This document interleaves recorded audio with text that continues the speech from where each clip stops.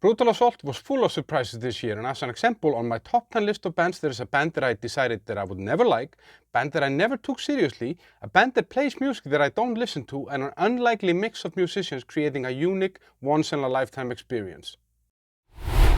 So in this video I'm going to tell you about the top 10 bands from the festival, I'm going to tell you about my new discoveries, plus the disappointing performances. One more Brutal Assault behind me, back in the studio with the flu that I got in the festival. I just need to make a disclaimer before I start. This is how I felt at these specific shows. I might see the same lineup that was here at Brutal Assault this year, next year, and I might feel differently about it. 10th spot goes to Misery Index, an American death grind band. They growed really hard and a very tight performance. And I think I said in the day one recap, it was almost like evil, you know, you almost get scared when you watch them on stage. 9th place is Abbath. Now, I think this performance would have been better if it wouldn't have rained this much. I was very much looking forward to it. He was playing the Immortal classics and great songs, but it just didn't do as much for me as I thought it would do. And maybe, as I said, maybe that was rain or the fact that Abbath didn't really thank us for staying with him through the rain. My 8th place goes to Aborted. They brought on amazing stage energy, crowd engagement, and just grooved like hell. And I love the singer's sense of humor. He made fun of himself, saying that his mom was calling him fat and therefore he needed to do jumping jacks, and he got the crowd involved. And then there was a proposal on stage, that's the first one for me, and he made a really inappropriate joke about that, said we're happy to be here for that event, but maybe we'll be around also for the first abortion. In 7th place is a band that I knew nothing about, playing music that I would never listen to, and that's Madball from New York City. It's a hardcore band founded in 1988, and it just got the crowd going nuts. The frontman, Freddie Christian, I think his name is, he's just a master at his art, and there was not a second where he was not doing something, jumping on stage, jumping by the crowd fence, screaming at the people to crowd surf. It was just insane, and I love when this happens, you know. I see something that I'm not into, but it somehow just sucks you in. Now the 6th spot goes to Left to Die. Apart from sounding super good and getting the crowd really worked up, then I think it shows how amazing the legacy of the band Death is somehow, and how groundbreaking the music was, that we're having thousands of people showing up to watch a cover band. In the 5th spot is a band that someone told me before the festival, don't go and see them. So what did I do? Obviously I had to go and see them. Now that band is Satyricon. What I loved about their show was how raw and somehow honest it was. It's a little bit more kind of lo-fi than some of the other black metal bands, but the music kind of does the talking for them. The songs are for me very special, and I feel that they have some twist to them that makes it very unique.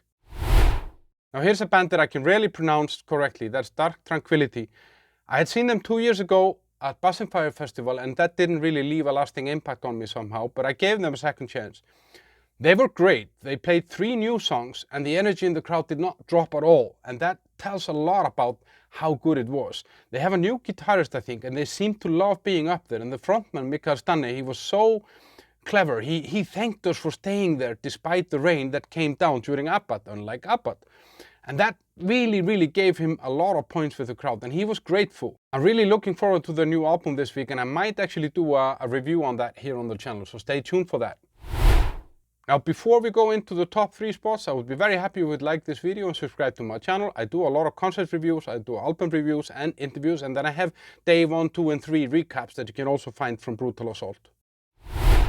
Now in 3rd place is a band that I somehow had never taken seriously. I was into Metallica and Slayer as a teenager, and I somehow just seen Exodus as a band that would supply guitarists into those other bands. I had 1 or 2 of their albums on vinyl, but they had rarely been played, so I had 0 expectations here.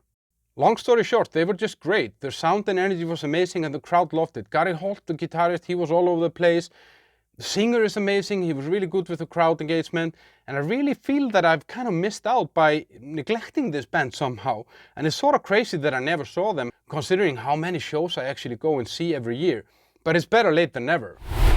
Now when I saw Brutal Assault advertised that Cult of Fire, a band that I like, would be playing symphony music that I don't like for reasons explained later, I was very skeptical but also intrigued, because I knew that if they would pull it off, it could be a unique experience. For those who don't know, then Cult of Fire is a Czech black metal band, and they teamed up with the Bohemian Symphonic Orchestra of Prague to play music based on the works of Bedřich Smetana, who is considered the father of Czech music. Now the reason why I don't like this music has nothing to do with the fact that it's symphonic music. I don't dislike all symphonic music. But in my previous life, I was a very, very frequent flyer with Czech Airlines, and every time they land an airplane, they play this song here.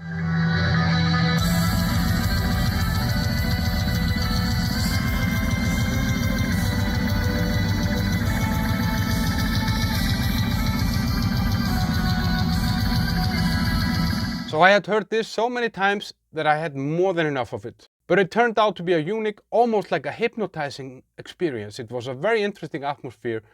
It was the biggest crowd that I've actually seen any act draw at Brutal Assault, and I could feel that people were somehow proud, and you could almost kind of cut the atmosphere.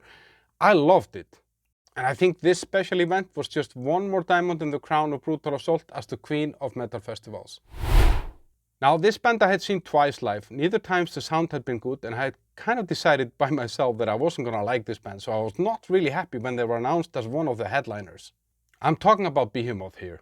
They were just on a different level from most of the bands at this festival. And what I realized there is that their songs are so packed, there is not a minute wasted, there is just always something going on, and it's over before you realize. Their energy and sound was great, the stage show is amazing with fire, stairs, and a really cool backdrop. I think they actually have a different drummer on this tour, I'm not sure, I think so.